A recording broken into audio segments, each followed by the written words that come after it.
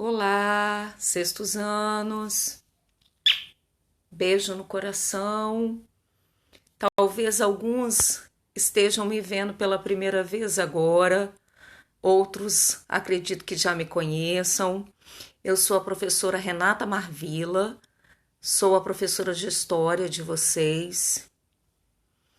Imagino que não deva ser fácil ter professores sem que a gente não tenha visto eles, mas também é muito difícil para nós ser professor de alunos que a gente ainda não teve um contato presencial, mas a gente não pode fazer disso um impeditivo para a gente realizar os nossos compromissos e seguir na nossa caminhada. Hoje estou passando aqui para conversar um pouquinho com vocês sobre esse nosso compromisso, que já é o 7º compromisso do ano. Esse compromisso, na verdade, é uma continuação do compromisso anterior, cujo tema é a construção do conhecimento histórico.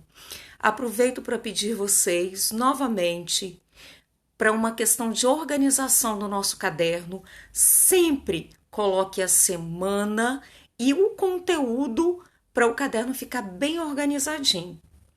Então, a 7ª semana é a continuação da semana anterior, onde a gente estuda como é possível conhecer aquilo que passou, seja um passado recente, 100, 200 anos atrás, ou um passado muito distante da gente, 10 mil, 20 mil, 50 mil anos atrás.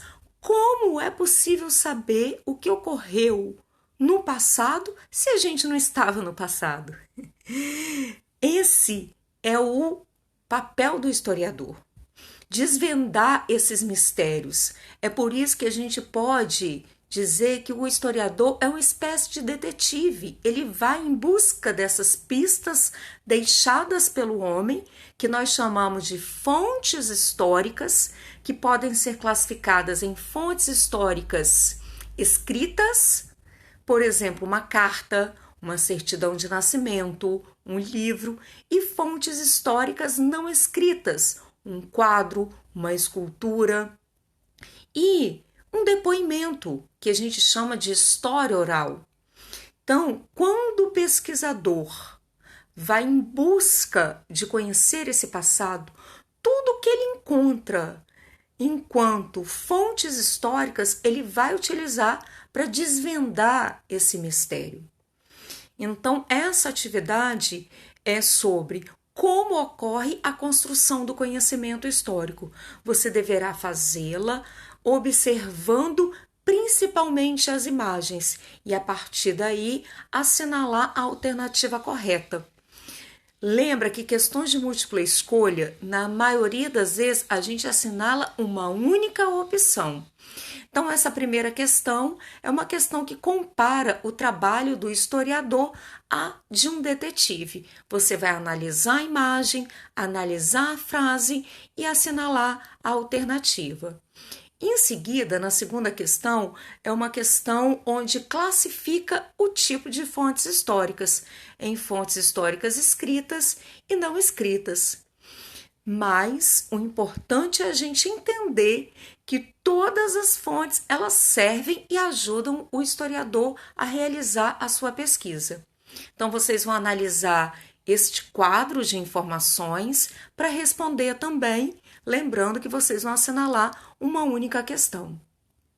Na terceira questão, vem uma frase que diz: o historiador é um profissional formado em uma universidade, cujo trabalho consiste em escrever narrativas sobre o passado e o presente.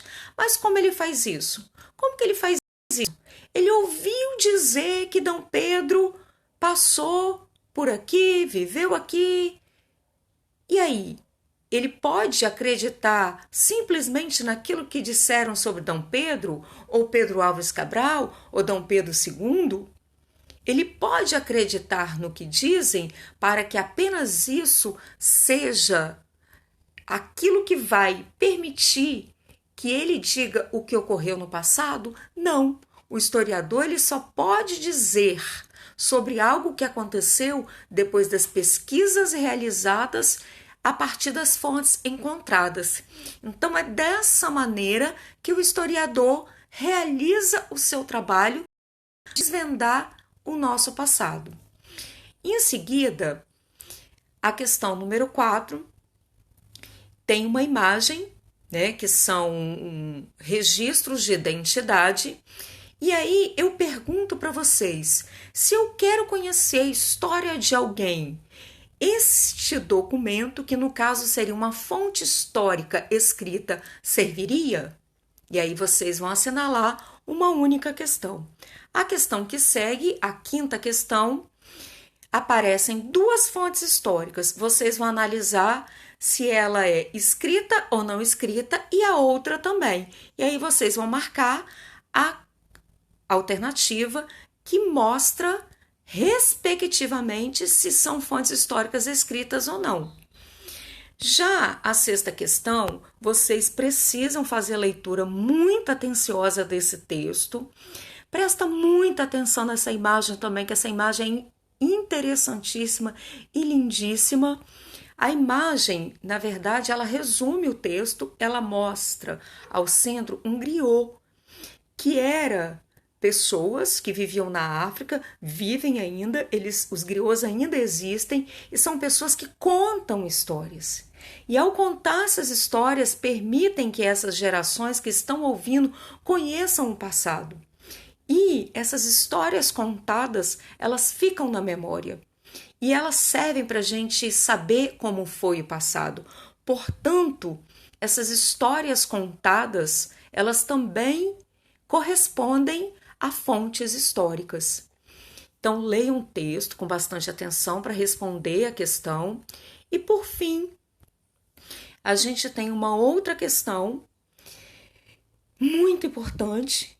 Gostaria que vocês prestassem bastante atenção, que é um trecho de um livro sobre a história da Barra do Jucu, um livro que foi escrito por um professor da nossa escola, que é um professor que é historiador, chamado Homero Bonadiman Galvez.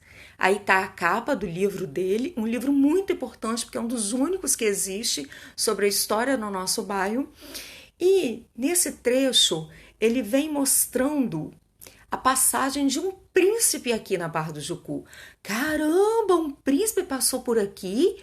Como que a gente pode saber? A gente pode saber a partir dos registros que ele deixou e que esses registros, na mão dos pesquisadores, puderam nos afirmar que esse príncipe passou aqui, viveu alguns meses aqui na pracinha, onde hoje é a pracinha, né? Inclusive, ficou muito admirado da nossa diversidade natural e fez uma observação muito interessante também sobre a ponte, que hoje se chama Ponte da Madalena, dizendo que esta ponte precisava de ser reparada. Olha que interessante, lá no século XIX, um príncipe que passou aqui, viveu no nosso bairro, fez estas observações. E se hoje nós sabemos, é graças ao trabalho de vários historiadores, inclusive do professor historiador Homero Galvez, que é professor da nossa escola. Então façam a leitura com bastante atenção e assinale a alternativa correspondente. E aqui, queridos, a gente encerra esse nosso compromisso, né? Desejo que vocês realizem os compromissos, encontrem uma forma de fazer isso, em meio a todas as dificuldades, em meio às adversidades. Porque quando tudo isso passar, porque vai passar, a gente vai olhar para trás e vai dizer: nós conseguimos, nós vencemos.